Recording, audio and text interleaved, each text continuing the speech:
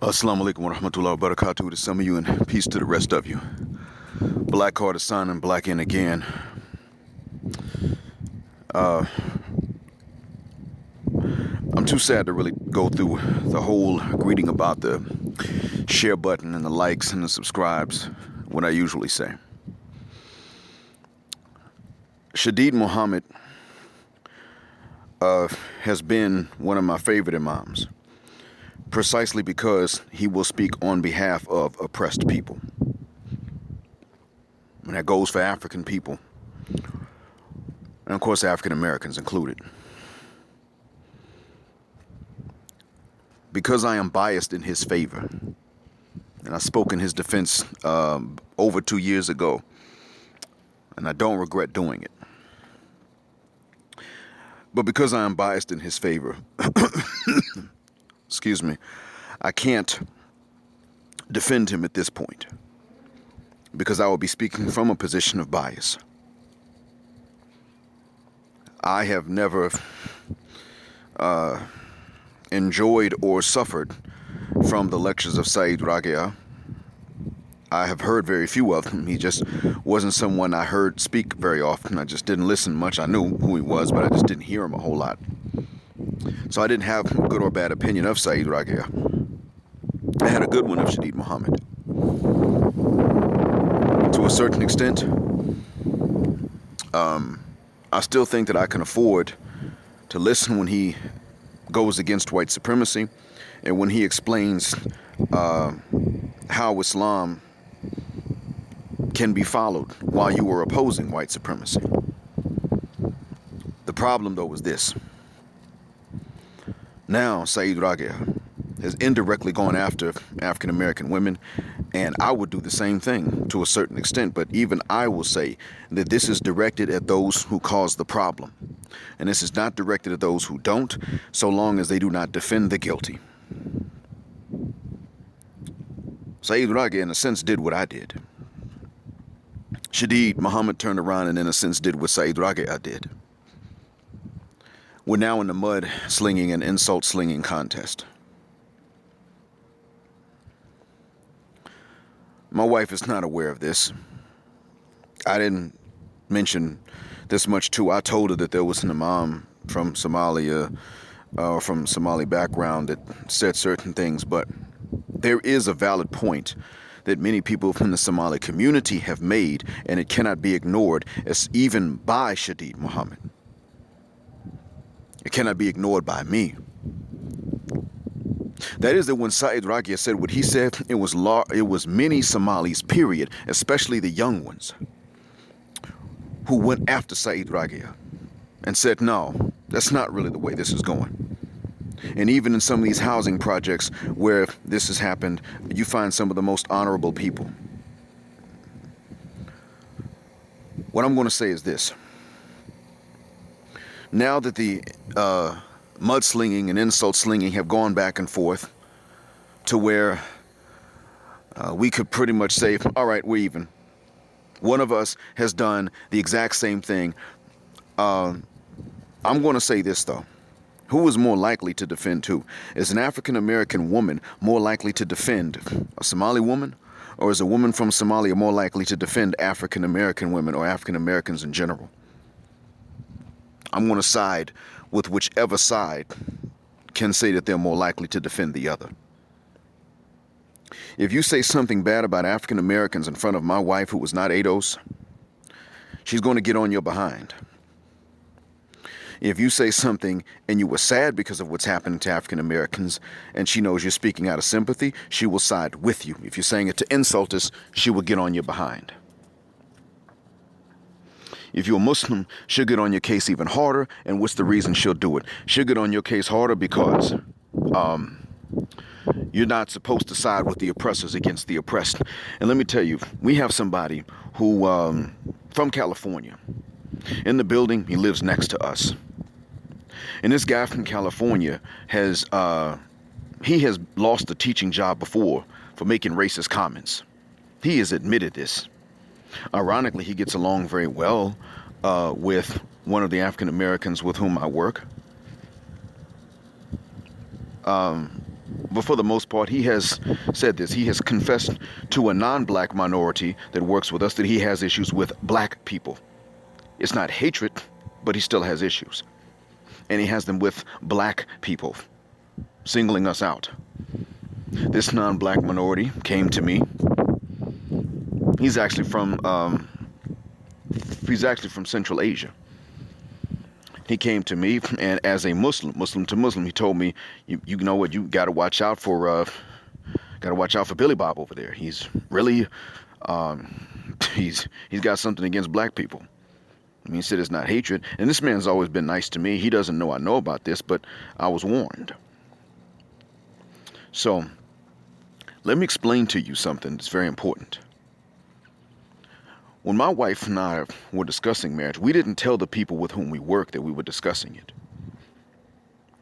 I didn't want to embarrass her because I had been a source of embarrassment for other women in the past, growing up without me even trying to be. And yes, it was because it would appear that they were swirling. And this was back when swirling was not even something you could celebrate or glorify. This was a different time. So I, acting on routine, didn't even mention this to anybody. And plus, I didn't want her to come under pressure, even from other women, to do one or the other. I wanted her decision to be hers. Then we tied the knot. We came back to work. People came back to work to start the school year to the news that she and I had tied the knot. Almost everybody black said, we should have known that you would do this. Because she's cute and she's intelligent and she's righteous. And she's from elsewhere and you're really pro-black. And she was single. We should have known that you were thinking about this already. But they were happy about it. Now, this man from California that lost a teaching position before he didn't say anything one way or another about it, to be honest. He kept quiet. He was mum about the whole thing. However, I know that it shook him up. I know that he at least had the thought in his mind of ridicule. Look at this. He's American, she's from Africa, and he thinks that they're going to get along. Their cultural differences. Why? Because black people can't unite on anything in his mind, but they share in common dysfunction. That's what he sees. That's what goes through his mind. It bothers people when black folks of various backgrounds get along with each other. It really bothers him when black people who are Muslim and come from different backgrounds get along with them. So if you're in the UK and you're from the Caribbean and you became Muslim and you marry that woman from the motherland, that bothers the hell out of white folks who hate us. It gets them because in their mind, they should be the ones who have an easier time doing that. If let's say that you were from, maybe you're from the motherland itself, and you marry somebody from the Caribbean, or you marry someone from North America, and you all get along, that bothers the hell out of them. It gets their goat.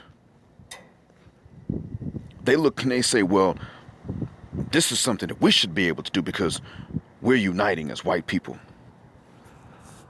We're discussing black unity and black disunity, and they are practicing white unity, and they've been doing it for a long time. I am not going to participate in this anymore because I'm not here to trade insults. I'm here to tell Saeed, you get your facts straight and you don't single us out. I'm here to say to Shadeed, we can't go after these women. And if the one case in Atlanta was proven to be untrue, then you've got to retract your statement that you made about Somali women practicing prostitution, because there are other issues that the community has. You even touched on some of them. And it's okay to say that these issues exist to the same extent it's okay for someone to say to us that these issues exist, just to be fair. But it is not okay for us to use a story proven to be true to draw a pattern from it. I can't give Shadeed a pass for this because he's one of my favorite imams. because he's one of the few that I could trust at a time when many black people in general from behind the pulpit were told to take stances that never went against white supremacy. And when I say white supremacy, I'm talking about even the Arab assumption that white is normal. Even that. Well, if I have to say one, I've got to say the other, just to be fair. I stated my piece, and I've explained the conditions under which I will side with either side if this has to be a conflict. But what I'm here to say today is that okay, now this is enough. We're even, or we're as close to even as we can possibly be. Time to cut this mess out. We got on Saeed. You know what? Guess who else got on Saeed? His own people. The men and the women, mostly the young. Shadeed Muhammad, now you've got African Americans. I've seen them already on Facebook saying, look, Shadeed, we can't go after their women like that, especially for something that they did not do. We can only go after anybody for stuff that they've done. Yes, the Somali community has issues. Yes, the African American community has issues. This is a good time to start going ahead and putting the hammers down, and here's why. Both of our issues were caused by trauma from the outside, and when you stop and think about it, it's just like Malcolm said. Now we're going back to the basics. We're going back to a black Bandung conference. You sit down and you start looking at the sources of this trauma, and you're going to find that this trauma came about from the same common enemy. The sheep, the goat, the chickens, the pigeons, even the hogs, the cows, and the horses on the farm all have to worry about the same thing, and that is the wolf and the fox. Now, they may have to worry about the fox because the fox may trick them. Oh, you're not even on my menu. You're too small. You're too big for me to take down. I'm too small. Or it can be the wolf. Oh no, I'm growling at you. I'm going to eat you. And matter of fact, we're gonna hunt you in a pack. And when we're done with you, we're gonna get you others too, until our bellies are full. Because that's how we roll. Whichever one you take it, whether it's that massa or massa's grandkid that comes in like the fox, or if it's massa's grandkid that comes in like the wolf, growling and snapping and biting, whichever one is the case, or the one that could do either one like the coyote, whichever one that is, I'm telling you, whichever one that is, you will find that that is the enemy. That is the reason that we have our trauma with which we're dealing. That is the reason that the Somali community, though they are black and though they are Muslim, also have to deal with certain traumas. And in actuality, if we can speak civilly to each other, you'd be shocked how much we have in common. What is it that black folks from the Americas don't discuss? It goes on in some families, not most. We find it, we all agree that it's disgusting as hell, but what is it that goes on, even despite this, to some people, but the victims are traumatized and we all have to deal with those victims? What is that? I'll give you a hint. Usually the kids are the ones who suffer, boys or girls, because they can't come to mom and dad and point the finger without some kind of proof. That's who. That's what I'm talking about. This is happening this is happening in both of our communities. I'm not going to say, oh, it's happening to them too. No, I'm going to say it's happening to both. What is the reason? Trauma. Somebody did something to someone a long time ago and this thing is spreading. But worse than that, you know what else is going on? We won't confront it internally. So when somebody finds out about it from the outside, they're going to pull the lid off of it because we don't deal with it internally. We don't say, this is what the right thing to do is, and this is what we're going to do to protect the ones who didn't cause this problem from those who do. Both of us have this going on. It doesn't matter if he's in church on Sunday or if he's in a masjid on Friday. I mean, it matters spiritually to me. And granted, the one that's in the masjid on Friday is not allowed to say that what he's doing is okay. He can't even say that, or else he doesn't belong in the masjid. And he can't say that he doesn't deserve to die, or he doesn't belong in the masjid. Or she, if she's doing it. Really doesn't matter. Whatsoever the case is, whichever gender it is, spiritually speaking, it may matter. But as far as the victims go, it doesn't matter which day of the week is holy and where they are that day of the week. If some other day of the week they're doing God knows what to one of their own relatives that are kids. This is one example. We both are suffering from substance abuse because of trauma. If we would put down the insults and the mudslinging for a little while, we'd realize what we have to deal with. But there's one other thing too. We would realize, and you're going to be shocked to hear this coming from me, but it's not because of my wife. See, this is not going to score points with her because she don't know nothing about Blackheart or the Blackheart channel. If we put down the insults and the mudslinging for a while, we would be shocked to find out what we can learn from each other in terms of how to cope with it as well. Because see, how to go ahead and admit that these things are issues, well, the Somalis are already learning that from us, because that's why their youth are giving talks in community centers now and telling the elders, we're not going to let you cover this up anymore, and we're not going to let you give us these magic potions that don't work anymore. You need to know that this is going on. You need to admit to others that it's going on, and you need to admit the part that you played in it as well as the part we played in it. We would be surprised at how much we have to learn from them about how you can heal when you finally confront it. Because believe you me, when one of them who is addicted to something finally confronts it, and they decide, I'm going to get this treatment and I'm going to get off this stuff, do you know what they find gives them the actual strength to do it? It actually is Islam.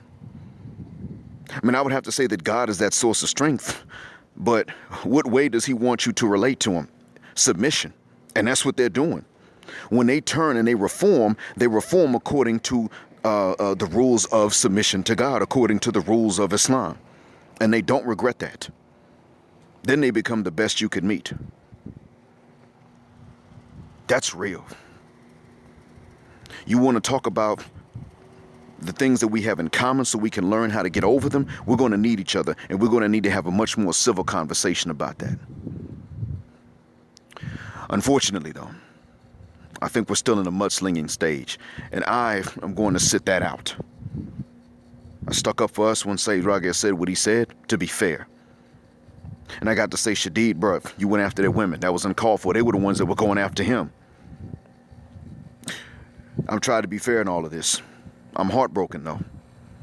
And I'm hoping that this mudslinging, insult slinging stage not only doesn't last long, but gives way to another stage in which we start to compare notes. Because even though we are Bantu and they are Hamites, even despite that, the fact is if you do a DNA test on them and on us, you're going to find that we're actually not as unrelated as we think we are. We're actually a little more closely related than what you might think. Yeah, the average one of them has more Bantu blood than you would expect, than even they would expect if they do the DNA swab test. And we have more of their blood than what we would expect if we did the DNA swab test, believe it or not. So if for no other reason, you can at least look at them as a distant relative that you know to whom you're related, and with whom you can compare notes about how we're going to get ourselves out of this mess and how we're going to not pass on trauma to another generation.